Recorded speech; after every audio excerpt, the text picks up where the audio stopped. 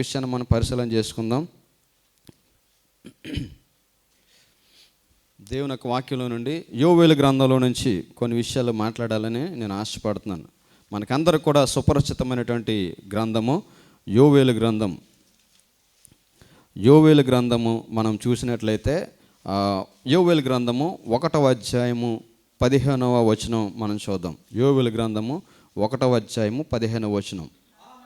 ఆహా, యెహోవా దినము వచ్చెనే, అది ఎంత భయంకరమైన దినమో చాలండి. ఇక్కడ దేవుని యొక్క వాక్యం చెప్తుంది, ఆహా యెహోవా దినము వచ్చెనే, అది ఎంత భయంకరమైన దినము. సర్వసాధారణంగా మనుషులు మనకి ఏదైనా అపకారం చేసినప్పుడు, లేదంటే మనం చేసినటువంటి మేలును ఎవరన్నా మర్చిపోయినప్పుడు మనకి ఒక ఆలోచన కలుగుతుంటుంది. ఏమని? అందరికీ కూడా తెలిసినటువంటి ఒక సామెత, every dog will have one day అంటారు. అంటే ప్రతి కుక్కకు ఒక రోజు వస్తుంది, దానికి ఒక ఛాన్స్ వస్తుంది, మురిగే ఛాన్స్. అలాగే ఎవరైనా మనకు అన్యాయం చేసినప్పుడు, ఎవరైనా మనల్ని పట్టించుకున్నప్పుడు మనకు అనిపించే మాట ఏంటంటే, కంగారు పడకరా, నీకు ఒక రోజు వస్తుంది. ఆ రోజు వాడు నా దగ్గరకు వస్తే నేను చెప్తాను. మనం పైకి చెప్పకపోయినా చాలాసార్లు మనం ఏమనుకుంటామంటే, ఆ రోజు వాడు నా దగ్గరకు వచ్చే రోజు ఉంటుంది చూసావా, ఆ రోజు నేను వాడిని ఎలా చేయాలో, ఎలా ఆడుకోవాలో ఆడుకుంటానంటాం. ఇక్కడ దేవుని యొక్క వాక్యాన్ని మనం చూసినట్లయితే యోవేలు చెప్తున్నటువంటి మాట ఏంటంటే, ఇప్పటి వరకు కూడా మీరు చాలామంది ఏమనుకుంటున్నారంటే, మా లైఫ్ గోయింగ్ వెరీ స్మూత్, మేము తింటున్నాం, మేము త్రాగుతున్నాం, మా ఇష్టానుసారంగా మేము ఉంటున్నాం అనుకుంటున్నారు. దేవుడు మిమ్మల్ని చూడట్లేదని మీరు అనుకుంటున్నారు, దేవుడు మనల్ని చూడట్లేదని మనం అనుకుంటున్నాం. కానీ వన్ డే ఉంది. ఆ డేకే, అంటే ఉన్నటువంటి ఆ రోజుకే ఇక్కడ యోవేలు పెట్టినటువంటి క్యాప్షన్ ఏంటంటే, యెహోవా దినము. ఏ దినమాట? యెహోవా దినము. మనకి ఎవరైనా అపకారం చేసినప్పుడు, లేదంటే మనం ఎవరి పట్లనే ఏదైనా చేయాలనుకున్నప్పుడు, ఎలాగైతే నాకు ఒక రోజు వస్తుంది అని ఎలాగైతే వెయిట్ చేస్తామో, అలాగే దేవుడు కూడా ప్రతీది కూడా చూసి, దేవుడు కూడా దేవుడి డే కూడా ఒకటి ఉంటుందట. ఆ రోజు చెప్తాడట, అది ఎలాగో ఏంటి ఎలా జరగబోతుందని.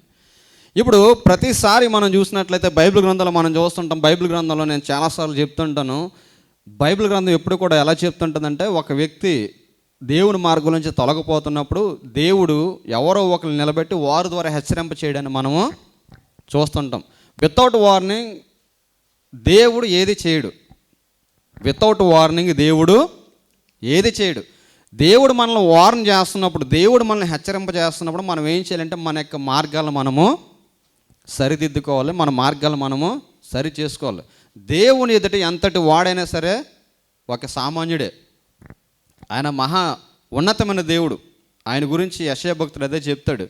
ఆయన గురించి చెప్తా అంటాడు, ఆయన దృష్టికి పర్వతములు ఎగురు సూక్ష్మరేణువుల వలె కనబడుచున్నవి. పర్వతాలట ఆయన దృష్టికి ఎలా కనిపిస్తాయట? సూక్ష్మరేణువు. సూక్ష్మరేణువు అంటే ఇప్పుడు మనకు తెలియకుండా మన మీద ఎంత డస్ట్ రాలుతుందో మనకు తెలియదు. సూక్ష్మరేణువు అంటారు అట్లని. ఈ బయోస్కోప్లో పెట్టి చూస్తుండే కానీ కనబడినటువంటివి. ఆయన దృష్టి గట పర్వతంలో ఎలా కనబడతాడా? సూక్ష్మరేణువు. ఇప్పుడు నేను ఎలా అన్నాను, నా చేతిలో ఎంత మట్టి ఉంటుందో మీకు తెలియదు. అందరూ లైఫ్ బాయ్ సోప్ యూజ్ చేస్తారు కదా, మీరు చూసుంటారు యాడ్. లైఫ్ బాయ్ ఎక్కడుందో ఆరోగ్యం అక్కడ ఉందన్నప్పుడు ఆ యాడ్లో చూపెడతాడు. పిల్లలు భోజనం చేస్తుంటే ఆ బయోక్లాక్ ఎక్కడ తీసుకెళ్ళి ఆ చేతి మీద పెట్టిన తర్వాత అప్పటి వరకు క్రిములు ఉండవు, అందులోంచి ఏం కనిపిస్తాయి? క్రిములు కనిపిస్తాయి. దాన్ని ఏమంటారంటే సూక్ష్మరేణువు అంటారనమాట. సూక్ష్మరేణువు అంటే మన కంటికి కనబడనివి. ఆయన దృష్టి గట పర్వతములు సూక్ష్మరేణువుల వలె కనబడుచున్నవి, జనములు చేద నుండి జారు మంచు బిందుల వలె కనబడుచున్నవి. ఈ ప్రపంచంలో ఉన్న ప్రజలందరూ కూడా ఆయనకి ఎలా ఉన్నారో తెలుసా?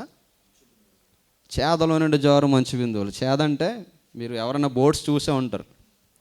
ఆ పడవల మీద ఉన్నప్పుడు పడవలోకి వచ్చే నీరు తోడడానికి ఒక చిన్న డొక్కు లాంటిది పెడతారు, అలా తోడి ఇలా వేస్తారనమాట అందులో వాటర్. ఆయన దృష్టికి ఇక జనసమూహం అంతా కూడా, ప్రపంచంలో ఉన్న జనమంతా కూడా ఎలా కనబడుతున్నారట? చేదలో నుండి జారు మంచు బిందుల వలె కనబడుచున్నారు అంటాడు. ఆయన అంటాడు, ఈ యొక్క భూమి మీద ఉన్న మన్నంతా కూడా చూసి ఎంత వెయిట్ ఉందో చెప్పగలట. దేవునికి స్తోత్రం కలుగును గాక. అంత భయంకరమైన దేవుడు. భూమి మీద ఉన్న మన్నంతా కూడా తీసి తక్కుట్లో తూసే దేవుడు. ఎందుకంటాడు, గాలిని పిడికట పట్టేవాడు, నీటిని మూటగా కట్టేవాడు. ఆయన సార్వభౌముడు అనమాట. ఏది చేయాలన్నా వార్నింగ్ ఇవ్వకుండా చేసే దేవుడు కాదు. He has all the powers. ఎవడైనా మనకు అన్యాయం చేసినప్పుడు, ఇప్పుడు అఫ్కోర్స్ మనం చూస్తున్నాం ఇండియాలో ఏం జరుగుతుందో. ఒక గవర్నమెంట్ వచ్చిందంటే అంతకుముందు వాడికి ఎవడన్నా ఏదైనా చేసాడంటే ఫస్ట్ ఇప్పుడు వచ్చిన గవర్నమెంట్ అధికారంలోకి వచ్చిన వాడు ఎవడన్నా సరే మొట్టమొదటి చేసే పని ఏంటి? వాడి మీద ఎలా రెవెన్యూ తెచ్చుకో. ఎందుకు ఎక్కడో మనం సిటీస్కి వెళ్ళిన అవసరం లేదు, గ్రామాల్లోనే మనం చూస్తాం.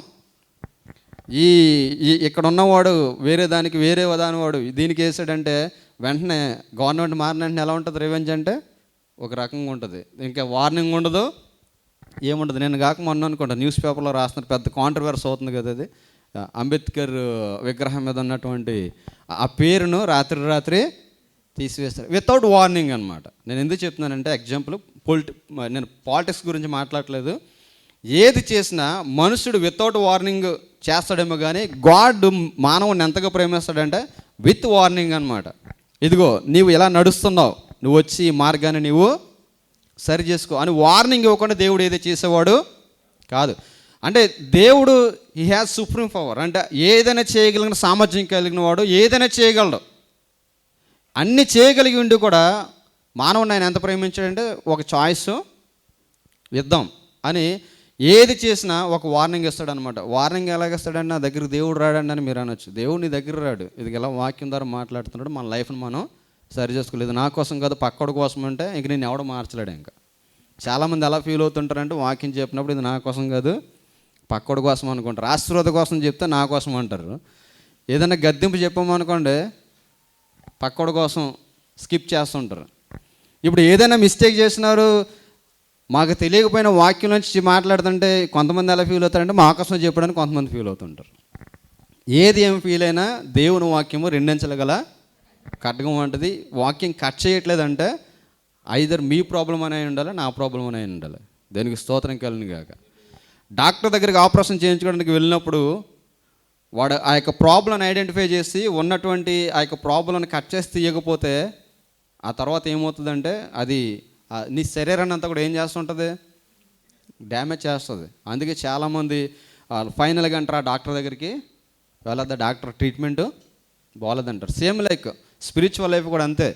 ఏ వాక్యం అయితే నీ జీవితానికి తగలదో, ఏ వాక్యం అయితే మన జీవితాన్ని కట్ చేయదో ఆ వాక్యము ఐదర్ నా ప్రాబ్లం అనే ఉండాలి, లేదంటే మీ ప్రాబ్లం అయినా అయి ఉండాలి. దేవుడు ఏది చెప్పినా చెప్పకుండా వార్నింగ్ ఇవ్వకుండా దేవుడు చేసేవాడు కాదు. యోవేలు గ్రంథాన్ని మనం చూసినట్లయితే ఇంట్రడక్షన్ మనం చూస్తాం. ఇందులో చాలా విషయాలు మనకు కనపడతాయి. యోవేలు గ్రంథం అంతా కూడా చెప్పడానికి మనకి టైం చాలదు, కానీ కొన్ని విషయాలు నేను మాట్లాడడానికి ప్రయత్నం చేస్తాను. యోవేలు గ్రంథాన్ని మనం పరిశీలన చేసినప్పుడు ఇతడు ఎవరు, ఏ టైంలో ఉన్నాడు, ఏ పీరియడ్లో ఉన్నాడు అనే విషయాన్ని ఇంట్రడక్షన్ మనము చూడగలుగుతాం. ఇతడు ఎవరని మనం చూసినట్లయితే పెతూయేలు కుమారుడైన యోవేలుకు ప్రత్యక్షమైన యెహోవా. ఇతడు పెతూయేలు కుమారుడు. ఈ యొక్క పెతూయేలు ఎవరు అని హిస్టారికల్గా వెళ్ళినప్పుడు మరి ఆ యొక్క 2వ రాజుల గ్రంథంలో ఈ యొక్క విషయాలన్నీ కూడా మనం చూడగలుగుతాం. యోషియా రాజు కాలంలో ఉన్నటువంటి ఒక ప్రవక్తగా ఉండడాన్ని మనం చూస్తాం. ఎందుకంటే ఈ ప్రవక్తగా ఉంటూ ఈ ప్రవక్తకు దేవుడు ఇచ్చినటువంటి ఆధిక్యతను బట్టి ఏం చేస్తున్నాడంటే what is to be going to be happen in future, అంటే రాబోయే దినాల్లో ఏం జరగబోతుంది, ఎలా ఉంటే దాన్ని మనము తప్పించుకోగలుగుతాం, ఏం జరగబోతుంది, ఎలా ఉంటే దాన్ని మనము తప్పించుకోగలుగుతాం, ఎలాగ మనకి క్రియలు సరి చేసుకోవాలి అని యోవేలు తన యొక్క ప్రవచనం ద్వారా ప్రజల్ని హెచ్చరింపజేస్తున్నాడు. ఇందులో మనం చూసినట్లయితే ఒకటి ప్రజెంట్ ఉంటుంది, ఆ తర్వాత జరిగిందని ఎగ్జాంపుల్గా చెప్తాడు, ఆ తర్వాత కమింగ్ డేస్లో ఇన్ ఫ్యూచర్ ఏం జరగబోతుంది యెరూషలేముకు, సియోనుకు.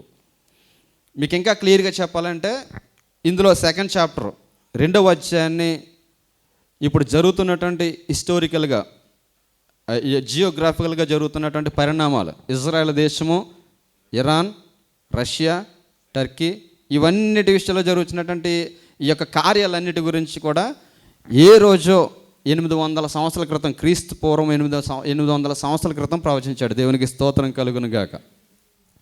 అంటే రాబోయే దినాల్లో కూడా ఎలా ఉంటుంది, ఆ దినాన్ని మనం ఎలా తప్పించుకోవాలి, అప్పుడు మీరు తప్పించబడాలంటే ఇప్పుడున్నటువంటి మీరు ఎలాగో ఉండాలి. అనగా రాబోయే దినాల్లో ఒక శ్రమ రాబోతున్నప్పుడు, ఈ శ్రమ రాబోతుందని మీకు తెలిసిన వెంటనే మీరు ఏం చేయాలంటే, మీరు దేవుని యొక్క సన్నిధిలో కనిపెట్టుకుని ప్రార్థన చేసిన అనుభవాన్ని మీరు కలిగి ఉంటే, మిమ్మల్ని బట్టి దేవుడు మీ ప్రార్థన ఆలకించి రాబోయే తరం వారు కూడా దేవుడు జయమనుగ్రహింపజేస్తాడు. ఇది ప్రవక్త యొక్క ఉద్దేశం. అంటే ఒక డే ఉంది, ఎంతో భయంకరమైన దినం. దేవుడు ఆ డేని నిర్ణయించాడు. ఆ డే నుంచి మీరు తప్పించుకోవాలంటే, దేవుడు ఇచ్చినటువంటి శిక్ష నుంచి మీరు తప్పించుకోవాలంటే మీరు ఏం చేయాలంటే, ఇప్పుడే దేవుని దగ్గర మీరు ప్రార్థన చేస్తే దేవుడు మీ జీవితాన్ని ఆశీర్వదిస్తాడని ఈ యొక్క ప్రవక్త హెచ్చరించడాన్ని మనం చూస్తాం. ఎందుకంటే ఇశ్రాయేలీయులు దేవుని యొక్క మార్గాన్ని విడిచిపెట్టి వారికి ఇష్టానుసరణ మార్గంలో తిరుగుతున్నప్పుడు మనం చూసినట్లయితే 1వ అధ్యాయము 2వ వచనం మనం చూసినట్లయితే అక్కడ ఒక మాట చెప్తాడు, పెద్దలారా ఆలకించుడి, దేశ కాపురస్తులారా మీరందరూ చెవియొగ్గి వినుడి, ఈలాంటి సంగతి మీ దినములలో కానీ మీ పితరుల దినములలో కానీ జరిగిందా? ఈ సంగతి మీ బిడ్డలకు తెలియచేయండి, వారు తమ బిడ్డలకు, ఆ బిడ్డలు రాబో తరం వారికి ఏం చేయమంటున్నాడు? ఫస్ట్ ఎవరికి చెప్తున్నాడు? పెద్దోళ్ళకి బుద్ధి ఉంటే, అవును, ముందు ఎవరికి బుద్ధి ఉండాలండి? పెద్దోళ్ళకి బుద్ధి ఉండాలి. పెద్దోళ్ళకి బుద్ధి అంటే ఎవరికి బుద్ధి వస్తుందట? మనమే ఒళ్ళు మరిచి ప్రవర్తించి మనమే వెచ్చలొడతనంగా తిరుగుతుంటే మన పిల్లలు ఎలా తయారవుతారు? మనం తప్పు చేస్తూ తప్పు చేయకన్నాం అనుకో ఎలా ఉంటుంది? చాలా కామెడీగా ఉంటుంది. మనం సిగరెట్ తాగుతూ సిగరెట్ తాకరా అన్నాం అనుకో, నీ దగ్గర అనకపోవచ్చు, వాడు వెనకాలైనా అంటాడు, మా బాబు కూడా బుద్ధి లేదు నాకు చెప్తున్నాడు అనుకుంటాడు. మందు తాగుతూ మందు తాకరా అన్నామనుకో అన్నాడు, పెద్దలారా ఆలకించుడి, దేశపు కాపురస్తులారా మీరందరూ చెవియొగ్గి వినుడి, ఇలాంటి సంగతి మీ దినాల్లో కానీ మీ పితరుల దినాల్లో కానీ జరిగిందా? ఈ సంగతి మీ బిడ్డలకు తెలియచేయండి, వారు తమ బిడ్డలకు, ఆ బిడ్డలు రాబో తరం వారికి తెలియచేస్తారు. అందుకే అంటున్నాడు, మనం కరెక్ట్గా ఉంటే మన తర్వాత మన జనరేషన్ కరెక్ట్ ఉంటే ఆ తర్వాత జనరేషన్. అంటే దేవుని సముఖంలో ఎలా ఉండాలంటే ఎప్పుడు కూడా ప్రార్థన చేసే అనుభవాన్ని మనము కలిగి ఉండాలి. ఇక్కడ ఏం చెప్తున్నాడు అంటే, ఒక శ్రమ రాబోతుంది. ఏంటంటే దేవుడు మీ యొక్క అజ్ఞాన క్రియలను బట్టి, మీ యొక్క అవివేకపు క్రియలను బట్టి, మీరు చేస్తున్నటువంటి యొక్క క్రియలను బట్టి దేవుడు మీ మీదకి ఒక శ్రమను రప్పించబోతున్నాడు. మీరు కానీ ఇప్పుడు మీ యొక్క మార్గాలు, మీ త్రోవలు సరి చేసుకుంటే మీరు చాలా ధన్యులు. ఇప్పుడు డయాబెటీస్ పేషెంట్ ఉంటాడండి. డయాబెటీస్ పేషెంట్కి ముందు డాక్టర్ ఏం చెప్తాడు? షుగరు తక్కువ తిను, అన్నం తక్కువ తిను అంటాడు. లేదు నేను షుగర్ని ఇష్టానుసారంగా తింటాను, అన్నం తినేస్తానంటే తర్వాత ఎవడు బాధపడతాడు? నిన్న ఎవరో ఒక ఆయన పోస్ట్ చేశాడు, అది పెట్టాడు అనమాట, ఒకసారి గుండె మాట వినండి. దానికి యాప్షన్ ఏంటి? ఒకసారి గుండె మాట వినండి. అందులో ఆ డాక్టర్ చెప్తున్నాడు అనమాట, ఇంత ఆ గుండె వెర్షన్ అంతా, గుండె ఏదైతే చెప్పుకోవాలనుకుంటుందో ఆ వెర్షన్ అతను చెప్తుండే. మీలో చాలామంది చూస్తుంటారు, ఆయన ఎవరో ముసలాయన చెప్తుంటాడు, ఎవరు మంత్రి సత్యనారాయణ ఎవరో ఆయన, వైట్ డ్రెస్ వేసుకుని చెప్తుంటాడు కదా, వైట్ హెయిర్ వేసుకుని. ఆయన చెప్తున్నాడు అనమాట, నేను పిడికడు అంత ఉంటాను, నేను ఒకేసారి ఎలా అన్నానంటే ఎంత బ్లడ్ వస్తుందో తెలుసా, ఇంత వస్తుందని చెప్తా అంటున్నాడు అనమాట. ఎంత పని చేసా నన్ను మీరు ఎంత ఇబ్బంది పెడుతున్నారో తెలుసా? ఎలాగ ఇబ్బంది పెడుతున్నారు అనుకుంటారా? మీరు తినే ఆయిల్ వల్ల నేను సరిగ్గా పని చేయలేకపోతున్నాను, మీరు తినే ఫ్రైల వల్ల నేను సరిగ్గా పని చేయలేకపోతున్నాను అంటున్నాడు. నేను సరిగ్గా పని చేయాలంటే మీరు ఏం చేయాలి తెలుసా? కాయగూరలు బాగా తినండి, ఫ్రూట్స్ ఏం తినాలి? కాయగూరలు బాగా తినండి, ఫ్రూట్స్ బాగా తినండి, బాగా వేపినటువంటి ఆయిల్ లేనటువంటి ఫుడ్ పచ్చిగా తినండి. ఇవన్నీ మనకి ఎక్కుతాయంటే ఇవన్నీ మనకి ఎవరో ఒకసారి ఒక సేవకుడు చెప్తున్నాడు, మొక్క లేకపోతానంట చాలామందికి ఏం తెగదంట, ముద్ద తెగదంట. మొక్క లేకపోతే ముద్ద తెగదు. ఇప్పుడు ఇలా ఉండమని చెప్పాడంటే మనం అలాగూ ఉండాలి. దేవుడు అదే చెప్తున్నాడు, ఇదిగో మీరు రాబోయే దానిలో శ్రమ రాబోతుంది, కాబట్టి మీరు ఏం చేయాలంటే, శ్రమ రాబోతుందట, మీరు ఇప్పటి నుంచే దేవుని మీద భయభక్తులు కలిగి ఉంటే ఒక డే అంటే అక్కడ ఒక దినం ముందు చూసారా, శ్రమ రాబోతున్న దినం నుంచి దేవుడు మనల్ని ఏం చేస్తాడు? తప్పిస్తాడు అని చెప్పేసి అక్కడ హెచ్చరింప చేస్తూ మొట్టమొదటి ఎవరికి బుద్ధి చెప్తున్నాడు?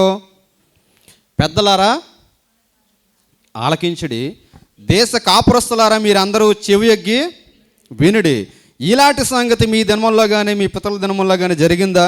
ఈ సంగతి మీ బిడ్డలకు తెలియచేయడి, వారు తమ బిడ్డలకు ఆ బిడ్డలు రాబో తరం వారికి తెలియచేదురు అంటూ ఇక్కడ మనం చూసినట్లయితే అక్కడ రాబోతున్నటువంటి శ్రమను గురించి తెలియజేస్తున్నాడు. రాబోతున్న శ్రమను గురించి తెలియజేస్తున్నాడు. ఇప్పుడు ప్రవక్తలైన వారు ఎవరైనప్పటికీ వారు చెప్పాలనుకున్న సబ్జెక్ట్ మాత్రం చాలా స్పష్టంగా చెప్పేవారు. నేను అదే చెప్తున్నాను కదా, దేవుని యొక్క వాక్యము నిజంగా చెప్పేవారు ఎలా చెప్తారంటే ఇంకా ఏమాత్రం కూడా వెనక ముందు లేకుండా ఉన్నది ఉన్నట్టు చెప్తుంటారు. ప్రవక్తలైన వారు మీరు చూడండి, బైబిల్ గ్రంథాలు మనం చూస్తే యెషయా దగ్గర నుంచి మలాకి వరకు కూడా మనం చూస్తే యెషయా చాలా పెద్ద ప్రవక్త, యెషయా తర్వాత యెహెజ్కేలు చాలా పెద్ద ప్రవక్త, యెహెజ్కేలు ఇర్మియా కూడా చాలా పెద్ద ప్రవక్తలు. దేవుడు చెప్పిన మాటలు వాళ్ళు ఎలాగైతే చెప్పారో ఒక అధ్యాయం ఉన్న ఓబద్య కూడా అంతే స్ట్రైట్గా చెప్పాడు. ఒక అధ్యాయం ఉన్న హబక్కు కూడా, ఒక అధ్యాయం ఉన్నటువంటి హగ్గై కూడా అదే రీతిగా చెప్పాడు. ఓబద్య కూడా అలాగే చెప్పాడు. యోనా కూడా దేవుడు చెప్పమన్నట్లుగానే చేసినట్లుగా మనం చూస్తాం.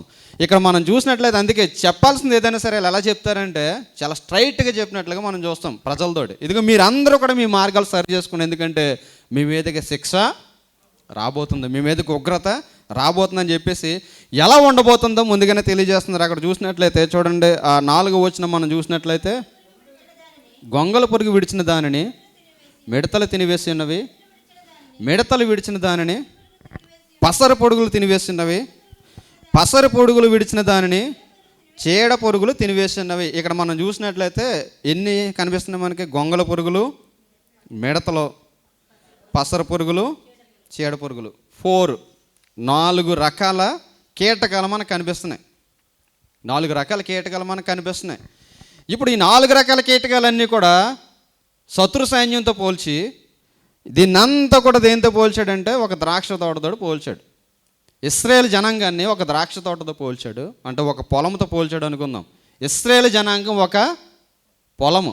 ఈ పొలం మీద ఈ పొలము కాపు కాయకుండా, ఈ పొలం అభివృద్ధిలోనికి రాకుండా ఒక 4 రకాల కీటకాలు అనగా 4 రకాల వంటి శత్రువులు ఈ పొలం మీద కంటే ఇశ్రాయేలు జనాంగం మీదకి వచ్చి దాడి చేయబోతున్నారు. ఇప్పుడు ఇశ్రాయేలు స్థానంలో తీసేసి దేవుని స్తుతించి దేవుని ఆరాధించేవారుగా మనల్ని ఆ ప్లేస్లో పెట్టుకుందాం. ఇశ్రాయేల్ అంటే ఒక విశ్వాసగా మనల్ని ఆ ప్లేస్లో పెట్టుకుందాం. దేవుడు ఎప్పుడు కూడా ఒక ఆత్మ సంబంధం విశ్వాసగా నీవైనా నేనైనా ఫలభరితమైన జీవితం జీవించాలని దేవుడు ఆశ. అందుకే అంటాడు, నేను నిజమైన ద్రాక్ష వల్లిని, తీగలు మీరు. ఎవడు నా యందు ఉంటాడో నేను ఎవనెందు ఉంటానో వాడు బహుగా ఫలిస్తాడు. పనికిరాని తీగలన్నీ కూడా ఏం చేయమన్నాడు? కట్ చేసి పారవేసుకోమన్నాడు. కానీ మనం ఏం చేస్తుంటాం? అది పనికిరాందని తెలిసి కూడా మనం కూడబెట్టి తిరుగుతుంటాం. పనికిరాందని తెలిసి కూడా మనం ఏం చేస్తాం? కూడబెట్టుకుని తిరుగుతుంటాం. మనకందరికీ తెలుసు ఒక ఎగ్జాంపుల్. ఒకసారి ఒక పెద్దవాడు, ముసలావాడు నెత్తి మీద మూటెట్టుకుని వెళ్తుందట. ఆ దారిని పోయే ఒక ఆయన కారులో వెళ్తున్నాడు. ఈ బాటసారి చాలా సమయం నుంచి పాపం పెద్దవాడ నెత్తి మీద భారం పెట్టుకుని వెళ్తుందని చెప్పేసి ఏమన్నాడంటే, పెద్దవానమ్మ వచ్చి నా కారులో కూర్చో అన్నాడు. కారులో కూర్చున్న తర్వాత ఆ కారులో కూర్చున్న కూడా మూట దించట్లేదట. ఆవిడ నెత్తి మీద మూట దించుకుని ఏం చేస్తుంది? ఆ నెత్తి మీద మూట పెట్టుకుని కూర్చుందట. ఎందుకంటే ఆవిడకి ఇంకా అలవాటు అయిపోయింది. అది దించడం ఆమెకు తెలియట్లేదు. చాలాసార్లు మనం ఏం చేస్తుంటే పనికిరాని ప్రతి తీగ కూడా దేవుడు కట్ చేయమంటే మనం ఏం చేస్తుంటాం? దాన్ని మనం కూడేసి తిరుగుతుంటాం. చూడండి, అందుకే అంటాడు, ముండ్ల పొదలను గచ్చ పొదలను కూడా ఆత్మ సంబంధమైన విత్తనం ఏం చేస్తాయట? అంచి వేస్తాయట. ఇప్పుడు మనం కొంచెమే కదా దాన్ని వదిలేస్తాం అనుకోండి, మన ఇంటి దగ్గర పాదులు మనం చూస్తుంటాం. ఏదన్నా దీంతో పాటు పెరుగుతున్నటువంటి పాదును మనం వదిలేసామంటే దానికంటే ఎక్కువగా అది పెరిగిపోద్ది. చాలాసార్లు మనకు స్పిరిచువల్ లైఫ్ కూడా అలాగే ఉంటుంది. అందుకే ఈ యొక్క భక్తుడు హెచ్చరిస్తున్న మాట ఏంటంటే, ఇది ఎలా ఉందంటే, ఇదిగో గొంగళ పురుగులు విడిచిన దానిని మిడతలు తినివేస్తున్నవి, మిడతలు విడిచిన దానిని పసర పురుగులు తినేస్తున్నవి, పసర పురుగులు విడిచిన దానిని చీడ పురుగులు తినేసాయి. చాలా శ్రేష్టంగా ఉంది ఈ మొక్క. చాలా శ్రేష్టంగా ఉన్నటువంటి ఈ యొక్క మొక్క, ఈ యొక్క పంట మీదకి మొట్టమొదట ఏమొచ్చిందట? గొంగళ పురుగులు వచ్చాయట. గొంగళ పురుగులని మనం చూస్తుంటాం. గొంగళ పురుగు ఒకసారి వచ్చిందనుకోండి, గొంగళ పురుగు కానీ పట్టిందంటే మనందరికీ మునగ చెట్లు ఉంటాయి ఇంటి దగ్గర, చాలా ఈజీగా పట్టేస్తుంటాయి. ఆ గొంగళ పురుగు పట్ట వరకు కూడా, పట్టనంతసేపు కూడా చెట్టు చాలా పచ్చగా ఉంటుంది. గొంగళ పురుగు పట్టిన తర్వాత ఆ పచ్చగా ఉన్నదంతా కూడా ఎలా అవుతుంది? నిస్సారంగా అయిపోద్ది. అదంతా కూడా మచ్చ కింద అయిపోతుంటుంది. గొంగళ పురుగున్న లక్షణం ఏంటి? పచ్చగా ఉన్న ఆ పచ్చదనాన్ని అంతా కూడా తినేయడానికి ప్రయత్నం చేస్తుంటుంది. అంటే ఒక ఆత్మ సంబంధమైన విషయంలో, లేదంటే ఒక ఆత్మ సంబంధమైన అభివృద్ధిలో ఈ యొక్క పంట ఉన్నప్పుడట దీని మీద ఏం దాడి చేస్తుంది? గొంగళ పురుగు దాడి చేస్తుంది. అంటే దాని యొక్క సౌందర్యం అంతా కూడా, అంటే దాని యొక్క మరి సొగసు అంతా కూడా మార్చివేయడానికి ఏం చేస్తుంది? గొంగళ పురుగు దాడి చేస్తుంది. అందుకే ప్రవక్త అంటున్నాడు, ఇదిగో ఇప్పుడు మీరు దేవుడు ఒక ఉన్నతమైన స్థితిలో మిమ్మల్ని పెట్టాడు, ఒక ఉన్నతమైన ఆశీర్వదించబడిన స్థితిలో మిమ్మల్ని పెట్టాడు. ఒక తోట వల్ల దేవుడు మిమ్మల్ని ఒక ఆశీర్వదించాలనుకుంటున్నాడు, ఫలింప చేయాలనుకుంటున్నాడు. కానీ మీ మీదకి మీరు ఆదమర్చుంటే ఎవరు వస్తారని చెప్తున్నాడు? గొంగళ పురుగులు, అంటే అస్సూరీలు మీ మీదకి రాబోతున్నారు. ఇక్కడ ఫోర్ టైప్స్ ఆఫ్ ట్రైబ్స్ని మనం చూస్తాం. అంటే ఇశ్రాయేలు మీదకి దాడి చేయబోయే కొంతమంది గురించి ముందుగానే హెచ్చరిస్తున్నాడు అనమాట. ఇక్కడ మనం చూస్తే ఇదిగో అస్సూరీలు మీ మీదకి వచ్చారంటే మీ యొక్క సౌందర్యం, మీ సొగసు అంతా కూడా ఎలా ఉంటుందంటే మీ యొక్క పరిస్థితి మారిపోతుంది. అక్కడ మనం చూసినట్లయితే రెండోదిగా మనం చూస్తే మిడతలు విడిచిన దానిని పసర పురుగులు తినివేస్తున్నవి. ఇక్కడ మనం చూసినట్లయితే గొంగళ పురుగులు విడిచిన దాన్ని ఏం తినేసేట? మిడత తినేసింది. మిడతకున్నటువంటి లక్షణం ఏంటి? మిడతకున్నటువంటి లక్షణం ఏంటి? గొంగళ పురుగేమో ఎక్కడ పచ్చగా ఉంటే అక్కడ వాలిపోతుంటే, మిడతకున్న లక్షణం ఏంటి?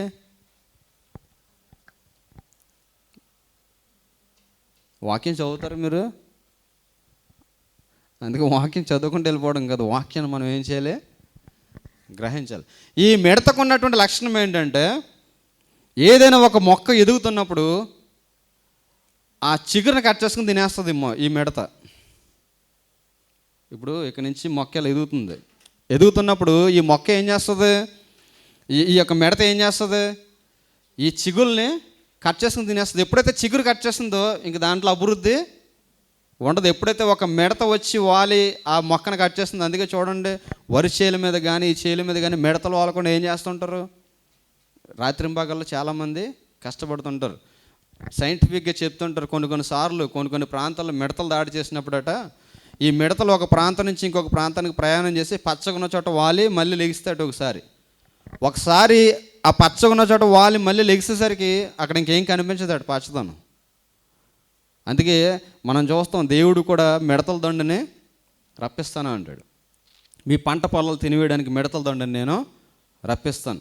ఇక్కడ మనం చూసినట్లయితే గొంగళ పురుగేమో వాటి యొక్క సౌందర్య స్వభావాన్ని మార్చేస్తుంటే మిడతలు ఏం చేస్తున్నాయి? ఆ చిగులు కట్ చేస్తున్నాయి. అంటే ఇంకా అభివృద్ధి లేదు, ఆశీర్వాదము లేదు. ఆ మిడతలు విడిచిన దాన్ని మరలప్పుడు ఏం చేస్తున్నాయట? పసర పురుగులు తినేస్తున్నాయి. ఈ పసర పురుగున్న లక్షణం ఏంటి? అక్కడ క్లియర్గా ఉంది. మొక్కలో ఉన్న మొత్తం పసరంతా కూడా పీల్ చేస్తుంది. మొక్కలో ఉన్న పసరంతా కూడా పీల్ చేస్తే మొక్క స్వరూపం ఎలా ఉంటుంది?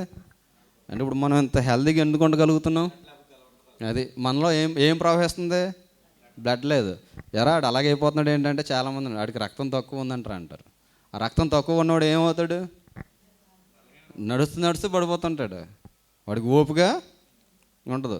నాతో పనిచేసేవాడు మన నుంచి మా సీనియర్ నాకు ఎలా ఉంది అలా ఉంది అంటున్నాడు. మొన్న హాస్పిటల్కి వెళ్ళాడు. ఎలా ఉందని అడిగితే అంటున్నాడు వాడు బాడీ ఏమో ఉన్నదానికంటే ఎక్కువ రక్తం ప్రొడ్యూస్ చేస్తుందట. ఉన్నదానికంటే ఎక్కువ రక్తం వచ్చేస్తుందట. ఇదేమో ఈ వస్తున్నటువంటి యొక్క బ్లడ్ని ఈ యొక్క హార్ట్ పంప్ చేయడానికి దానికి ఏమో ఎనర్జీ సరిపోవట్లేదట. ఈ ఎనర్జీ సరిపోక మొత్తం హోల్ బాడీ అంతా కూడా ఎఫెక్ట్ అవుతుంది. డాక్టర్ అన్నాడట వారానికి 400 ml తీయాలన్నాడట. నాకు నవ్వు వచ్చింది. ఇప్పటివరకు రక్తం తక్కువ అనుకున్నాం కానీ రక్తం ఎక్కువ అయ్యి రక్తం తీయించుకోవడం ఏంటని. ఇప్పుడు పసర పురుగులు ఏం చేస్తున్నాయి? ఆ మొక్కలో ఉన్న పసరంతా కూడా ఏం చేస్తున్నాయట? పీల్ చేస్తుంటే ఆ యొక్క మొక్క స్వరూపం అంతా కూడా మారిపోతుంది. చాలాసార్లు కొన్ని పూల మొక్కల్ని కొన్ని మొక్కలను మనం చూస్తాం. ఇలా నడుస్తున్నప్పుడు మొక్క బాగుంది అనుకోండి, మనకి ఏమనిపిస్తుంది? వెళ్ళి దాని మీద చేసి ఇలా అనాలనిపిస్తుంది. అదే మొక్క ఎండిపోయిన స్థితిలో ఉందనుకోండి, దాని దగ్గరికి మనం వెళ్ళాలని కూడా అనిపించదు. అందుకే ప్రవక్త అంటున్నాడు గొంగళ పురుగులు విడిచిన దాన్ని మిడతలు తినివేసాయి, మిడతలు విడిచిన దాన్ని ఇప్పుడు ఏం తినేస్తున్నాయి? పసర పురుగులు తినేస్తాయి. ఇదిగో మీ మీదకి ఒక జాతి వచ్చి దాడి చేస్తుంది. ఒక జాతి వచ్చి దాడి చేసిన తర్వాత మీ యొక్క పరిస్థితి మారిపోద్ది. మీ పరిస్థితి మారిపోయిన తర్వాత మీ పరిస్థితి ఇంకా మార్చుకోకపోతే ఇదిగో పసర పురుగులు వచ్చాయి. పసర పురుగులు వచ్చి ఏం చేస్తున్నాయి? ఇంకా మిగిలిన దాన్ని కూడా ఏం చేస్తున్నాయి? అది కూడా తినేస్తున్నాయి. అది అయిన తర్వాత పసర పురుగులు విడిచిన దానిని ఏం తినేస్తున్నాయట? ఇదొక రకం ఇంక ఇది చీడ పురుగు అంటే. ఇది ఏం చేస్తుంటుంది? ఇంకా చీడ పురుగు కానీ వచ్చిందంటే, చీడ పురుగు కానీ వచ్చిందనుకోండి, ఆ మొక్క నిండా ఇంకా సౌందర్య స్వరూపం అంతా కూడా కోల్పోద్ది ఆ మొక్క. వీడు ఎక్కడుంటే అక్కడ చీడారా అంటారు. దాని అర్థం ఏంటి? దాని అర్థం ఏంటంటే అదంతా మొత్తం పాడు చేస్తుంది మొత్తం. కొంచెం పసరు లేకపోయినా మొక్క నిలబడుతుందేమో, కానీ ఈ ఎప్పుడైతే చీడ పురుగు వచ్చి ఎప్పుడైతే ఏం చేస్తుంది అంటే దాంట్లో ఉన్నదంతా కూడా ఏం చేస్తుంది? ఆ మొక్క మీద విసిరేస్తుంది. ఇప్పుడు దానికి స్వరూప సౌందర్యం అంతా కూడా మారిపోద్ది. As a Christian life, as a believer, ఆత్మ సంబంధమైన విశ్వాసకు నువ్వు అభివృద్ధి చెందుతున్నప్పుడు నీ జీవితాన్ని నువ్వు ప్రొటెక్ట్ చేసుకోకపోతే, దేవునికి సన్నిధానంలో నువ్వు అప్పగించుకోకపోతే, ఎప్పుడు కూడా సాతానుడు ఏదో ఒక రీతిగా నీ మీద దాడి చేయడానికి ప్రయత్నం చేస్తుంటాడు. అందుకే అంటున్నాడు ఇక్కడ, గొంగళ పురుగులు విడిచిన దానిని మిడతలు విడిచిన దానిని పసర పురుగులు విడిచిన దానిని చీడ పురుగులు. 4 రకాల గురించి చెప్తా అంటాడు. ఇదిగో అస్సురీయులు ఆల్రెడీ మన మీద మరి అధికారం చెలాయిస్తున్నారు. ఒకవేళ వీరు వెళ్ళిపోయిన తర్వాత ఇదిగో పారసీకులు, బాబిలోనియన్స్ మరలా దేశం మీదకి వచ్చి మిడతల వలె మనల్ని, ఈ జనాంగాన్ని నాశనం చేయబోతున్నారు. వాళ్ళు అయిపోయిన తర్వాత మరలా మిగిలిన వారు అనగా గ్రీకులు, రోమియోలు వచ్చి మన మీద దాడి చేయబోతున్నారని ప్రజెంట్ గురించి చెప్తున్నాడు, పాస్ట్ టెన్స్ గురించి చెప్తున్నాడు. దేని గురించి చెప్తున్నాడు? ఫ్యూచర్ టెన్స్ గురించి చెప్తున్నాడు. చెప్తూ అంటున్నాడు, ఇప్పుడు వారు అక్కడ చెప్తూ అంటాడు చూడండి 5వ వచనంలో అంటాడు, మత్తులారా మేలుకొని కన్నీరు విడువుడి, ద్రాక్షరసము పానము చేయవర్లరా రోదనము చేయడు, క్రొత్త ద్రాక్షరసము మీ నోటికి రాకుండా నాశనమైన. ఇక్కడేమో నాశనం అయిపోతుంటే, సమాజం నాశనం అయిపోతుంటే, సొసైటీ నాశనం అయిపోతుంటే చాలామంది ఎలా ఉన్నారట? మత్తెక్కిపోయి ఉన్నారట. మత్తెక్కిపోయారు. ఎందుకు మత్తెక్కిపోయారంటే అక్కడ క్లియర్గా చెప్తున్నాడు, ద్రాక్ష రసము పానము చేయవర్లరా అంటే ఇంకా వీళ్ళ యాక్షన్ ఎలా ఉందంటే త్రాగడం, పడుకోవడం. చాలామంది యాక్షన్ ఎలా ఉంటుందంటే తినడం, త్రాగడం, పడుకోవడం, ఇదే యాక్షన్ అవుతుంది. చాలామంది యొక్క స్థితి ఎలా ఉందంటే మత్తు స్థితిలోకి వెళ్ళిపోయారట. శ్రమ వస్తుంటే, శోధన వస్తుంటే, దేశం మీదకి నాశనం వస్తుంటే, వారి యొక్క ఆత్మీయ జీవితం మీదకి నాశనం వస్తుంటే లేచి ప్రార్థన చేయవలసినటువంటి విశ్వాస జీవితంలో ఉన్నటువంటి వారు ఏం చేస్తున్నారట? శుభ్రంగా తినేసి పడుకుంటున్నారట.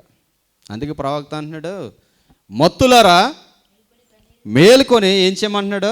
కన్నీరు విడవండి.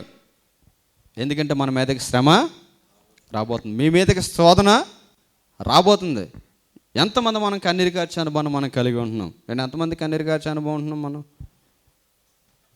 మనకి ప్రార్థన చేస్తున్నాడు, మనకు కన్నీరు వస్తుందా దేవునికి సన్నిధానంలో? అందుకే అంటాడు ప్రసవ వేదన అంటాడు పౌలు భక్తుడు.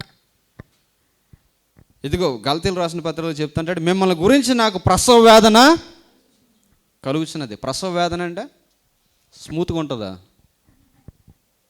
ఆల్మోస్ట్ మాకంటే మీకు ఎక్కువ బాగా తెలుసు. ప్రసవ వేదన అంటే ఎలా ఉంటుందండి?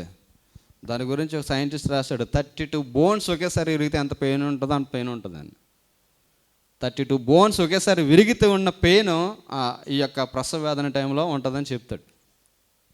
ఇప్పుడు అంటున్నాడు, మేల్కొని కన్నీరు విడవండి, మేల్కొని దేవుని యొక్క సన్నిధానంలో ప్రార్థన చేయండి. అందుకే ఇర్మియా భక్తుడు కూడా మనందరూ కూడా తెలిసినటువంటి రెఫరెన్స్, మనందరూ కూడా తెలుసు. ఏమంటాడు ఇర్మియా అండి? మనందరూ కూడా ప్రార్థనలో ఉదాహరిస్తుంటాం కదా. 9వ అధ్యాయము 17వ వచనం, ఇర్మియా గ్రంథము 9వ అధ్యాయము 17వ వచనం. సైన్యములకు అధిపతి యెహోవా ఇలాగ సెలవిచ్చుచున్నాడు, ఆలోచించుడి, రోదనము చేయి స్త్రీలను కనుగొనుడి, వారిని పిలువనప్పుడు తెలివిగల స్త్రీలను కనుగొనుడి, వారిని పిలువనప్పుడు. ఎవరిని కనుక్కోమంటున్నాడు? రోదనము చేయి స్త్రీలను కనుగొనుడి అంటే దాని అర్థం ఏంటి? నా కోసం ఒక మంచి అమ్మాయిని చూడండి అన్నామనుకో, నాకు అమ్మాయి దొరకట్లేదని అర్థం. చాలామంది అంటుంటారు, మా ఓడికి మంచి సంబంధం చూడండి, అమ్మాయిలు దొరకట్లేదు అంటారు. దాని అర్థం ఏంటి? అమ్మాయిలు దొరకట్లేదని. ఇక్కడ మనం చూస్తే ఇర్మియా అంటున్నాడు, రోదనం చేసే స్త్రీలను కనుగొనుడి అంటే రోదనం చేసేవారంటే దాని అర్థం ఏంటి? ఏడ్చు కన్నీరు కార్చే ప్రార్థనా పరులు దేశంలో కనిపించట్లేదట. చాలామందిని మనం చూస్తాం, స్పెషల్ సాంగులు పాడమంటే పాడతారు, కానీ కన్నీటి ప్రార్థన చేసి నేను వచ్చి కన్నీటి ప్రార్థన చేస్తానండి అన్న వారు సంఘంలో చాలామంది తక్కువగా ఉంటారు. చాలా తక్కువగా మనం చూస్తాం. మనం ఎక్కువగా ప్రజలకు మనల్ని మనం కనుపరచడానికి మనం ప్రయత్నాలు చేస్తుంటాం, కానీ దేవుడికి మనం కనుపరచడానికి చాలా ప్రయత్నాలు మనము చేయము. ఇక్కడ ప్రవక్త అంటున్నాడు, రోదనం చేసే స్త్రీలను కనుగొనడి, తెలివి కలిగిన స్త్రీలను కనుగొనడి. చూడండి ఆ యొక్క 20వ వచనం మనం చూస్తే, స్త్రీలారా యెహోవా మాట వినుడి, మీరు చెవి యొగ్గి ఆయన నోటి మాట ఆలకించండి. స్త్రీలు ఎవరి మాట అనాలట? దేవుని మాట వినాలట. స్త్రీలారా యెహోవా మాట వినుడి, మీరు చెవి యొగ్గి ఆయన నోటి మాట ఆలకించండి. మీ కుమార్తెలకు రోదనము చే నేర్పడి, ఒకరికొకరు అంగలార్పు విద్య నేర్పడి. పిల్లలకి, మీ కుమార్తెలకు ఏమి నేర్పించాలట? ఏం నేర్పించాలండి? పిల్లలకి ఏమి నేర్పించాలి? బ్యూటీ పార్లర్కి వెళ్ళమని నేర్పించాలా? మోడర్న్ డ్రెస్సులు వేసుకోమని నేర్పించమన్నాడా? ఏమన్నాడు? పిల్లలకి ఏమి నేర్పించాలంట? ఏయ్ మోకరించు, కన్నీరు కాచి దేవునికి సన్నిధానంలో ప్రార్థన చేయి అన్న ఎక్స్పీరియన్స్ నుంచి ఎవరు తీసుకెళ్ళాలట? తల్లిదండ్రులు తీసుకెళ్ళాలట. మనం తీసుకెళ్తే అదే అంటున్నాడు, స్టార్టింగ్ వెర్స్లో ఏమన్నాడు? మీరు మీ బిడ్డలకు, ఆ బిడ్డలకు దీని ఏం చేయమన్నాడు? సైమల్టేనియస్లీ జనరేషన్ బై జనరేషన్ అలవర్చమన్నాడు అనమాట. ఇప్పుడు ప్రవక్త కూడా అదే చెప్తున్నాడు, ఇదిగో మీ మీదకి శ్రమ రాబోతుంది, మీ మీదకి శోధన రాబోతుంది, మీ మీదకి కష్టం నష్టం రాబోతున్నాయి, ఇదిగో మీ స్థితి అంతా కూడా మారిపోబోతుంది. ఇప్పటివరకు చాలా ఉన్నతమైన ఆశీర్వదించబడిన స్థితిలో ఉన్న మీ మీదకి శోధన తీసుకురావాలని ప్రయత్నం చేస్తున్నాడు. కాబట్టి మీరు ఏం చేయాలి? మత్తులారా మేలుకొని కన్నీరు విడిచి అనుభవాన్ని కలిగి ఉండాలట.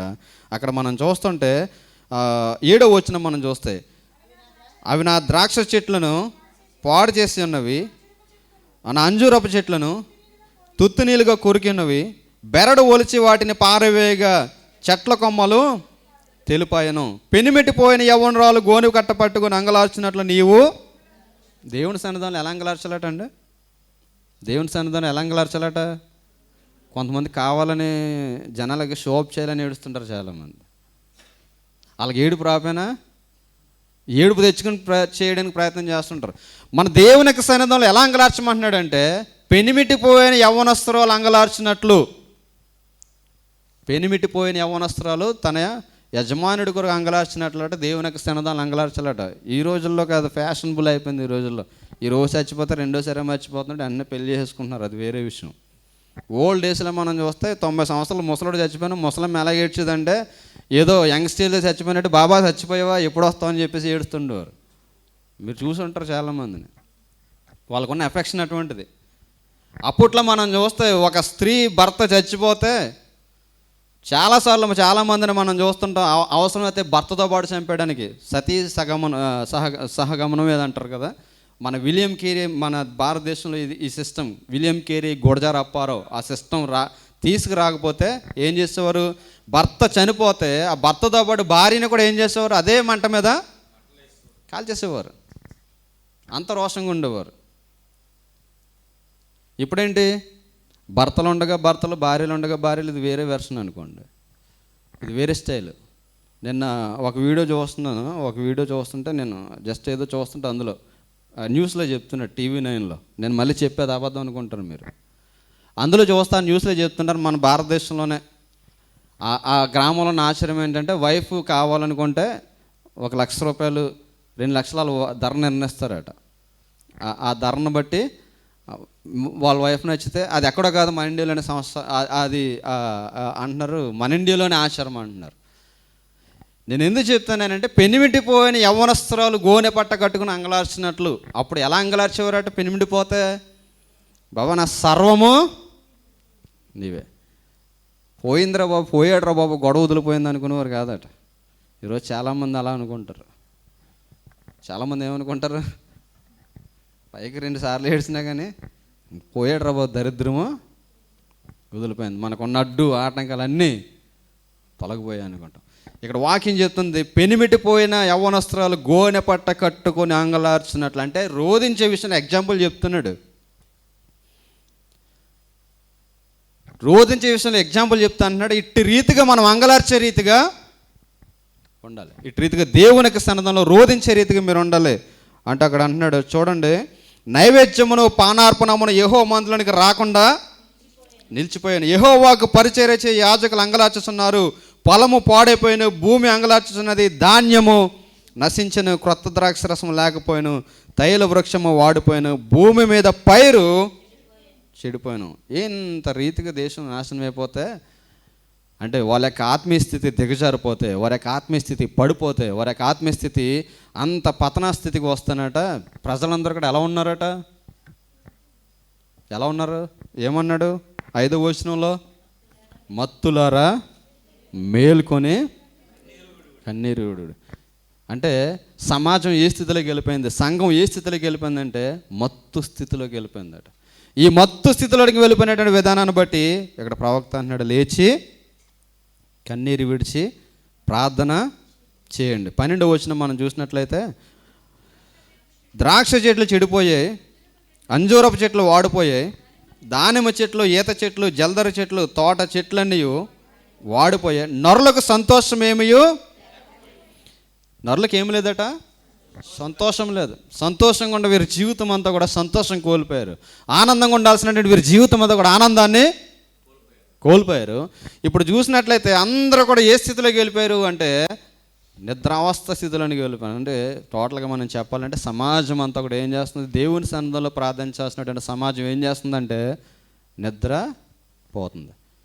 నిద్రపోతున్న స్థితిలోనికి సమాజము చేరిపోయింది. అందుకే మనం చాలాసార్లు చాలామందిని చూస్తాం, దేవుని మందిరానికంటే ఎక్కువగా ఎవరికి ప్రాముఖ్యత ఇస్తారు?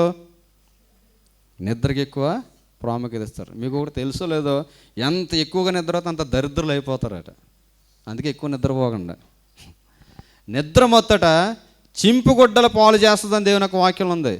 ఇక కొంచెం నిద్రించేదనని, ఇక కొంచెం కునికదనని అనడం వల్ల ఎవడొస్తాడట మన దగ్గరికి? దరిద్రం పరిగెత్తున వస్తుందట. ఏం పరిగెత్తున వస్తుంది చూడండి. అందుకే ఎక్కువ నిద్రపోయేలు ఎక్కువ దరిద్రులు అవుతుంటారు. కష్టపడి పనిచేసేవాడు ఎప్పుడు కూడా ఎలా ఉంటాడు? వాక్యం అదే చెప్తుంది, ఎక్కువ పడుకోక, లేచి ఎక్కువ ప్రార్థన చేసుకో, ఎక్కువ పని చేయమంటుంది. వాక్యం ఏం చెప్తుందంటే విరామం లేకుండా, అంటే అలా అని చెప్పి కొంతమంది ఇంకా సంపాదన కింద కష్టపడుతుంటారు. బైబిల్ దాన్ని కూడా యాక్సెప్ట్ చేయదు. సంపాదన కోసం ఎక్కువ కష్టపడేవాడు కూడా నష్టం కలుగుతుంది ఎక్కువ. బైబిల్ ప్రతి దాన్ని బేస్ చేసుకుని చెప్తుంటుంది, ప్రతి దాన్ని ఈక్వలెంట్గా బైబిల్ చెప్తుంటుంది. చాలాసార్లు మనం చేస్తుంటాం, నిద్రకి ఎక్కువ ప్రాముఖ్యత ఇస్తాం. ఇక్కడ సంఘం ఏమైంది, సమాజం ఏమైందంటే నిద్రపోతుంది. ఈరోజు మనం ఎందుకు నువ్వు సంఘానికి రాలేదని ఎవరినైనా ప్రశ్నిస్తే ఇమ్మీడియట్గా వారు చెప్పే ప్రశ్న ఏంటి? రాత్రంతా నైట్ డ్యూటీ చేసి వచ్చానండి, నేను నిద్రపోతున్నాను. ఇక్కడ వచ్చాయన్నా రాత్రి పగలు పెద్ద మోకరించి ప్రార్థన చేస్తున్నాడు. నువ్వు ఏ బరువులు మోసేస్తున్నావు మనం? అండ్ వచ్చి ఒక గంట కూర్చోడానికి, ఒక గంట కదా 2 గంటలు మనం కూర్చుంటున్నాం. ఈ మాత్రం దానికి 2 గంటలు నిద్ర ఆపుకోలేము. అదే 1000 రూపాయలు నీకు ఇస్తానంటే ఎవడన్నా ఆగుతాం? నువ్వు ఆగుతావు, నేను ఆగుతున్నా. 1000 ధర్మస్ ఇస్తాం, 2 గంటలు పని చేయాలంటే రాత్రంతా నిద్ర లేదని చెప్తావా? చెప్పవు. పరిగెత్తుని వెళ్ళిపోతాం అందరికంటే ముందు. సేమ్ అదే యాక్టివిటీ నువ్వు దేవుని యొక్క మందిలో ఎందుకు ఉండలేదు? ఇక్కడ సమాజం అలాగే పాడైపోయింది. నిద్రకి ఎక్కువ ప్రాముఖ్యత ఇస్తాం. మనకు అందరికీ తెలుసు కదా. ఒక ఎగ్జాంపుల్, ఒకసారి క్రిస్మస్ టైంలో ఒకసారి రిహార్సల్ చేస్తున్నారట. రిహార్సల్ చేస్తున్నప్పుడు అందులో ఒకడికేమో సాతానుడి క్యారెక్టర్ ఇచ్చారనమాట. పైన చర్చ్ జరుగుతుంది, క్రిందేమో సాతాను రిహార్సల్ జరుగుతున్నాయి. ఆ రోజు పాస్టర్ గారు కూడా దేనికోసం చెప్తున్నాడు వాక్యం? సాతానుడు వాడికి యాక్షన్స్. సాతానుడు వచ్చాడంటే నిన్ను వశపరుచుకుంటాడు, సాతానుడు నిన్ను ఎలాగైనా చేయిస్తాడని చెప్పేసి ఆయన వాక్యం చెప్తున్నాడట. ఇందులో క్రింద రిహార్సల్ చేస్తున్న వాళ్ళు ఒకటి సాతాను క్యారెక్టర్ ఇచ్చాడు. వాడు డ్రెస్ తెచ్చుకోక వాళ్ళ అమ్మ కీ పట్టుకుని వెళ్ళిపోయిందని చెప్పేసి ఏం చేశాడట? చర్చిలో ఉందని చెప్పేసి ఆ చర్చిలో వాళ్ళ అమ్మ దగ్గరికి వెళ్ళి కీ తీసుకుందామని వచ్చాడట. ఈయనేమో వాక్యం చెప్తున్నాడు మాస్టర్ గారు. ఎవరి కోసం? సాతానుడి కోసం. ఈడ సాతాను క్యారెక్టర్లోనే వచ్చేసాడు అనమాట. ఈయన చూసిన వారందరూ అనుకుంటున్నారట సాతానుడు మన మధ్యకి వచ్చేసాడు, సాతానుడు వచ్చేసాడని చెప్పేసి ఒక్కొక్కరు స్లోగా చర్చ్ నుంచి వెళ్ళిపోవడం ప్రారంభించారు. చర్చ్ నుంచి వెళ్ళిపోవడం ప్రారంభించిన తర్వాత ఫాస్టర్ గారికి అర్థం కావట్లేదు. ఫాస్టర్ గారు చూసేసారు. ఫాస్టర్ గారు కూడా స్లోగా దిగి ఆయన కూడా సర్దుకున్నాడు. ఈ లోపు ఒక కొంచెం లావుగా జబర్దస్త్గా ఉన్న మంచి ముసలాడు ఫాస్టర్ గారు ప్రసంగం చేస్తుంటే నిద్రపోతుందట. నిద్రపోతుంటే అందరూ ఈయన చూసి వెళ్ళిపోతుంటే వీడికి అర్థం కాక ఏం జరుగుతుందో వీడికి అర్థం కాలేదు. ఫైనల్గా పెద్దవాడు ముసలాడు దగ్గరికి వెళ్ళి మామ అని ఇలా లేపాడంట. మామ నెల లేపితే వెంటనే పెద్ద లావకుండా ముసలాడు లేచి ఇలా చూసి, బాబా నాకేం తెలియదురా నీ పార్టీ అందంట. ఏముంది బాబు, నన్ను ఏం చేయక, నేను నీ పార్టీయే.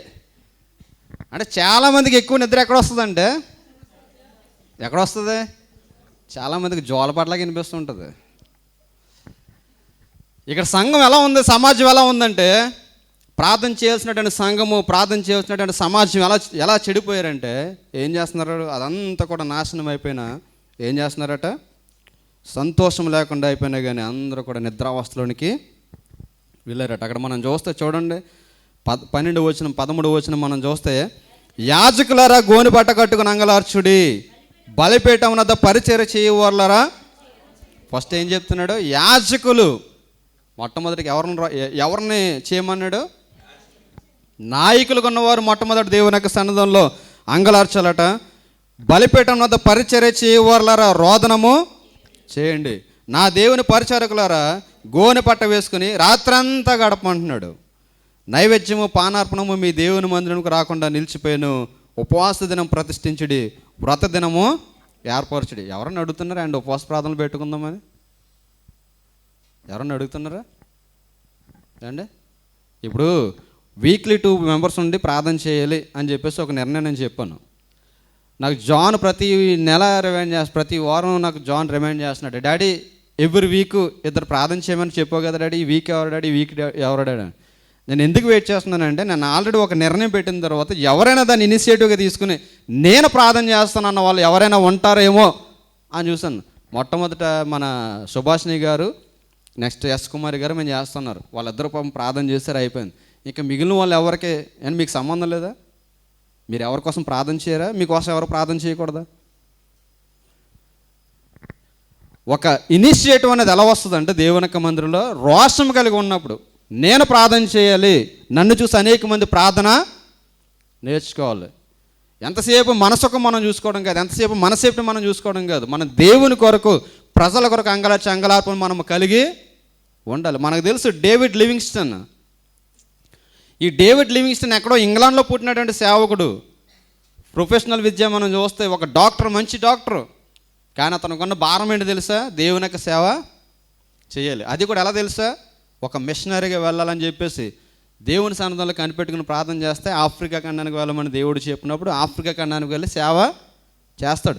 ఆఫ్రికా ఖండంలో అతడు చేసిన పరిచర్య ఏంటి తెలుసా? అతడు ఒకటే ప్రార్థన చేసేవాడు ఆఫ్రికా ఖండంలో. దావీదుకు ఆఫ్రికా ఖండం ఉన్న ప్రజలంతా కూడా నీ యొద్దకు నడిపించబడాలి, ఆఫ్రికా ఖండము నీకు చెందేందుకు ఉండాలని చెప్పేసి ఎంతో రోదనతో ప్రార్థన చేస్తుండేవాడు. అతని యొక్క శరీర సౌందర్యం అంతా కూడా కోల్పోయాడు. అతని కన్ను కోల్పోతాడు, అతని యొక్క చెయ్యి కోల్పోతాడు, సర్వం కోల్పోతాడు. ఎడ్వర్డ్ మొఫెట్ అతని దగ్గర ఇతను నేర్చుకుంటాడు, శిష్యరకం కింద టిప్స్ నేర్చుకుంటాడు. అతని దగ్గరికి వెళ్ళి నేర్చుకున్న అతను ఎలా అవుతాడంటే, స్వరూపసంధి ఎగ్జాంపుల్ చెప్తుంటాను మీకు, సరిగా చెప్తుంటాను. ఎగ్జాంపుల్ ఏం చెప్తారంటే, ఇతడు ఆఫ్రికా దేశానికి వెళ్ళకముందు అతనికి స్వరూపం ఒకటైతే, ఆఫ్రికా దేశానికి వెళ్ళొచ్చిన తర్వాత ఇతను డేవిడ్ లివింగ్స్టన్ అని గుర్తుపట్టలేకపోయారట. అతను ఆఫ్రికా దేశానికి వెళ్ళకముందు ఒక దోర జాంపండ్లో ఉండేవాడు. ఆఫ్రికా దేశానికి వెళ్ళి ఒకసారి ఆ దేశాన్ని విజిట్ చేయడానికి వస్తే, ఆ దేశం అడుగుపెట్టిన తర్వాత ఆ దేశ ప్రజలందరూ కూడా ఇతని యొక్క రూపాన్ని పోల్చలేకపోయారట. అంటే దేవుని కొరకు బ్రతకడం అంటే సౌందర్యాన్ని కాపాడుకోవడం అనుకుంటున్నారా? దేవుని కొరకు బ్రతకడం అంటే బ్యూటీనెస్ని కాపాడుకోవడం అనుకుంటున్నారా? దేవుని కొరకు బ్రతకడం అంటే దేవుని కొరకు చావడం. ఈ యొక్క జాన్ లివింగ్స్టన్కి ఏం పని అంటారు? అక్కడికి వెళ్ళి ఆఫ్రికా ఖండానికి వెళ్ళి అంత సువార్త చేయడం, ఆఫ్రికా దేశ ప్రజల కోసం వేయడం. జాన్ లివింగ్స్టన్కి పని లేదంటారా? ఎక్కడ పుట్టాడండి విలియం కేరీ? ఎక్కడో లండన్లో పెరిగినాడు. కలకట్ట వచ్చి అన్ని శ్రమలు పడి తన హోల్ ఫ్యామిలీ కోల్పోయి, తన భార్య పిచ్చిదైపోయి, ఈవెన్ తన కుమారుడు యొక్క డెడ్ బాడీని కప్పెట్టడానికి కూడా ఎవడో రాకపోతే వెళ్ళి గోయి తీసుకుని కప్పెట్టుకున్నవాడు. ఇండియా దేశాన్ని అంత ప్రేమించి ఎక్కడో పుట్టినవాడు ఇండియా కోసం ప్రార్థన చేస్తే అసలు మనకి ఎంత రోషం ఉండాలి? అసలు సంఘం కోసం ప్రార్థన చేయలేని రోషం. సంఘం జనం రావట్లేదు, సంఘం జనం ఎలా వస్తారు? సేవకుడు ఒక్కడే ప్రార్థన చేస్తే అయిపోదు. విశ్వాసులను మనం కూడా ఏం చేయాలి? ఇంట్లో ఒక తండ్రి ఒకటి కష్టపడితే అయిపోద్దా? ఎందుకు అందరూ పిల్లలందరూ కూడా సమాన దృష్టితో ఆ యొక్క సపోర్ట్ ఇవ్వాలనుకుంటారు? తండ్రి ఎంత కష్టపడుతున్నాడో, తండ్రితో పాటు ఎవరైతే కష్టపడే అనుభవాన్ని కలిగి ఉంటారో ఆ ఫ్యామిలీ కూడా ఎప్పుడు కూడా ఎలా ఉంటుంది? బ్లెస్డ్ ఫ్యామిలీగా ఉంటుంది. Same like congregation, same like ఏ కంట్రీ. ఒక దేశం ఎందుకు ఆశీర్వదించబడుతుంది? ఒక దేశం ఎందుకు దీవించబడుతుంది? ఒక దేశంలో ఈ పేదరికము, దారిద్ర్యం అనేది ఎందుకు వస్తుందంటే, అందరూ కూడా కష్టపడి పనిచేసే లక్షణాన్ని ఎవరైతే కలిగి ఉంటారో అక్కడ దరిద్రము, పేదరికము ఎక్కువ ఉంటుంది. అందుకే మనం చూస్తుంటే చాలాసార్లు మన గృహాల్లో మనం చూస్తుంటే ఇండియాలో ఎందుకు పేదరికం, చాలామంది పేదరికంగా మిగిలిపడిన కారణం ఏంటి? కష్టపడే తత్వము లేకపోవడం, సెల్ఫిష్నెస్ ఎక్కువ అన్నమాట. ఇక్కడ మనం చూస్తే సంఘానికి చెప్తున్నాడు, అందరూ కూడా మీరు ప్రతి వారికి చెప్తున్నాడు, ప్రతి కేటగిరీకి చెప్తున్నాడు. ఏం చెప్తున్నాడు? అందరూ కూడా మీరంతా కూడా తగ్గించుకుని దేవుని యొక్క సన్నిధానంలో ప్రార్థన చేయండి. ఎంతమంది ఇనిషియేటివ్ తీసుకున్నారు? ఎంతమంది గుర్తుంది ఈ కాన్సెప్ట్? అండి, ప్రతి ఎవ్రీ వీక్ ఒక 2 మెంబర్స్ ఉండి ప్రార్థన చేయాలన్న కాన్సెప్ట్ ఎంతమంది గుర్తుంది? ఎవరి కోసం ప్రార్థన చేయమన్నాం? మా కోసం ప్రార్థన చేయమన్నామా? యేసుక్రీస్తు ఏం చెప్పారు? నా కోసం ఏడొద్దు, మీకోసం, మీ పిల్లల కోసం ఏడమన్నాడు. సేమ్ మేమైతే చెప్తున్నాం, మా కోసం కాదు, మీకోసము, మీ పిల్లల కోసం ఏడిస్తే ఎవరి లైఫ్లు బ్లెస్ అవుతాయి? ఎవరి ఫ్యామిలీ బ్లెస్ అవుతాయి? మీ ఫ్యామిలీస్ బ్లెస్ అవుతాయి, మన ఫ్యామిలీస్ బ్లెస్ అవుతాయి. ఇక్కడ ఎంత భయంకరమైన దినం వస్తుందని తెలిసి కూడా వార్నింగ్ ఇస్తున్నా కూడా ప్రజలందరూ కూడా ఎలా ఉన్నారంటే మత్తు స్థితిలోనికి దిగజారిపోయారు. అందుకే ప్రవక్త అన్నాడు, ఇప్పుడైనా మీరు ఉపవాసం ఉండి కన్నీరు కార్చి ఏమన్నాడు? ఉపవాస దినాన్ని మీరు ప్రకటించండి. ఏమన్నాడు? ఉపవాస దినాన్ని ప్రకటించండి, ప్రతిష్ఠించండి, వ్రత దినాన్ని ఏర్పరచండి, యెహోవాను బతిమాలుకొనుటకై పెద్దలను, దేశంలోని జనులందరినీ మీ దేవుడిని యెహోవా మందిలోనికి సమకూర్చుడి. ఏమంటున్నాడు? ఏం ప్రకటించమన్నాడు? ఉపవాస దినాన్ని ప్రతిష్ఠించండి, వ్రత దినాన్ని ఏర్పరచండి. ఏర్పరిచి ఏం చేయమంటున్నాడు? దేవునికి సన్నిధిలో ప్రార్థన చేసి అందరి కొరకు కూడా ప్రార్థన చేయమంటున్నాడు. ఎందుకు చెప్పాను కదా, డేవిడ్ లివింగ్స్టన్ చనిపోయిన తర్వాత, డేవిడ్ లివింగ్స్టన్ తన అవసాన కాలంలో ఉన్నట ఇంక చనిపోతాడని తెలిసి తన మంచం దగ్గర ఎప్పుడు కూడా మోకరించి ప్రార్థన చేశాడు. దావీదుగో, నాకు ఇచ్చిన పరిచర్య చేసిన ఈ ఆఫ్రికా ఖండము నీ కొరకు వెలిగించబడాలి. ఎలాగైతే ఇక్కడ ఎంత వేడిమిదైతే మండబడుతుందో నిన్ను గూర్చినటువంటి మాట ఈ దేశంలో మండాలని చెప్పేసి చనిపోయిన తర్వాత ఆ చనిపోయాడనే విషయం ఆఫ్రికా ప్రజలందరూ కూడా తెలిసిందట. ఈ యొక్క డెడ్ బాడీని పంపిస్తున్నప్పుడు ఆఫ్రికా ప్రజలందరూ కూడా వచ్చి వాళ్ళు చెప్పిన మాట ఏంటి తెలుసా? డేవిడ్ లివింగ్స్టన్ యొక్క గుండె మాకు కావాలి. ఎందుకంటే ఇది ఆఫ్రికా ప్రజల కోసం అంగలార్చినటువంటి గుండె, ఆ గుండె మాకు కావాలని చెప్పేసి ఆ యొక్క గుండె కోసం ప్రజలందరూ కూడా అనేక ప్రాంతాల నుంచి వచ్చారట. ఎందుకంటే ప్రార్థన చేసి ఒక ప్రార్థన యోధుడు ఎవరి కోసం ప్రార్థన చేశాడు? తన కుటుంబం కోసం ప్రార్థన చేసుకున్నాడు అంటే కాదు, నశించిపోయే ప్రజల కొరకు ప్రార్థన చేశాడు. విలియం కేరీని మనం చూస్తే ఎంతో సింపుల్ లైఫ్ జీవించినటువంటి వ్యక్తి. అతను ఒక హిస్టరీని మీరు ఒకసారి చూడండి, అతను ఒక స్టోరీని మీరు ఒకసారి చూడండి. తన భార్య ఎంత తిరుగుబాటు చేస్తుందంటే, నువ్వెందుకు ఇక్కడ తీసుకొచ్చావు, మమ్మల్ని చంపడానికి తీసుకొచ్చావు, ఏం జరుగుతుందో తెలుసు అంటే, అసలు ఒక అన్య దేశానికి సంబంధించిన వాడు ఈ దేశం వచ్చి ఏదో చేస్తున్నాడని చెప్పేసి మొత్తం అంతా యాంటీ అయినా కానీ అతను మనసులో ఉండే కాన్సెప్ట్ ఒకటే, ఈ దేవునికి ఈ యొక్క ప్రాంతానికి ఎలాగైనా సరే సువార్త ప్రకటించేయాలి. అందరూ కూడా తెలుసు, ఈరోజు మన చేతుల్లో బైబిల్ ఉందంటే దానికి కారణం ఎవరు? ఒక్కడ సాక్రిఫికేషన్ అంతమంది లైఫ్కి వెలుగునిచ్చింది. ఇందాక మనం చూసాం సతీ సహగమనం, భర్త చచ్చిపోతే భర్తతో పాటు భార్యను కూడా కాల్చేస్తే ఆ యొక్క దురాచారం నుంచి ఎవరు విడిపించారంటే ఆయన ఫైట్ చేశాడు. ఒక్కడు ప్రార్థన చేశాడు, ఒక్కడు ఫైట్ చేశాడు. చెప్తున్నాను, అంతకంటే దౌర్భాగ్యమైన ఉంటుందా? తన సొంత కుమారుడు చచ్చిపోతే ఎవడో కూడా సహాయం చేయనటువంటి పరిస్థితిలో ఉంటే తన కుమారుడు యొక్క సమాధిని తనే తవ్వుకొని కప్పెట్టాలంటే ఎంత బ్రేవ్ హార్ట్ ఉండాలండి. అసలు ఎంత బ్రేవ్ హార్ట్ ఉండాలి. విడిచిపెట్టాడా దేవుణ్ణి? విడిచిపెట్టలేదు. సంఘాలు మార్చేయడం కాదు దేవుని కొరకు బ్రతకడం అంటే, మన పరిస్థితులు మారిపోవడం కాదు దేవుని కోసం బ్రతకడం అంటే. నేను అదే చెప్తాను, ఎక్కడి నుంచి అక్కడ కోతుల గంతులు వేయడం కాదు, సంఘాలు మారడం కాదు. దేవుని కొరకు బ్రతకడం అంటే నువ్వు ఎక్కడో ఎలా ఉండాలో తెలుసా? లైఫ్ అండ్ అదర్ బ్రతికి చూపించాడు అని చెప్పాలి. ఎందుకు చెప్పుకున్నాం ఈరోజు విలియం కేరీ కోసం? ఎందుకు చెప్పుకున్నాం? ఆ యొక్క మార్టిన్ లూథర్ కోసం కానీ, లేదంటే మన యొక్క కొంతమంది సేవకుల కోసం ఎందుకు చెప్తున్నాం? డేవిడ్ లివింగ్స్టన్ కోసం. వారు అలా బ్రతికి చూపించారు. అందుకే అంటున్నాడు, ఇదిగో మీరంతా కూడా ఎవడికి వాడు తగ్గించుకుని దేవునికి సన్నిధిలో ఏం చేయమంటున్నాడు?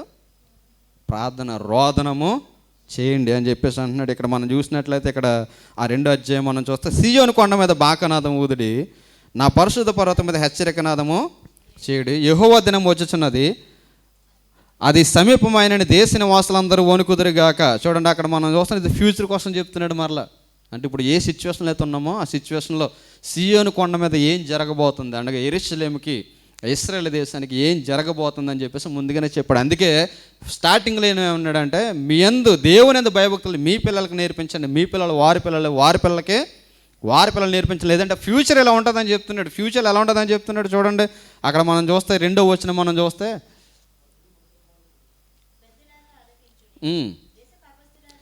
2వ వచనం. ఆ దినమున అంధకారమయముగా ఉండును,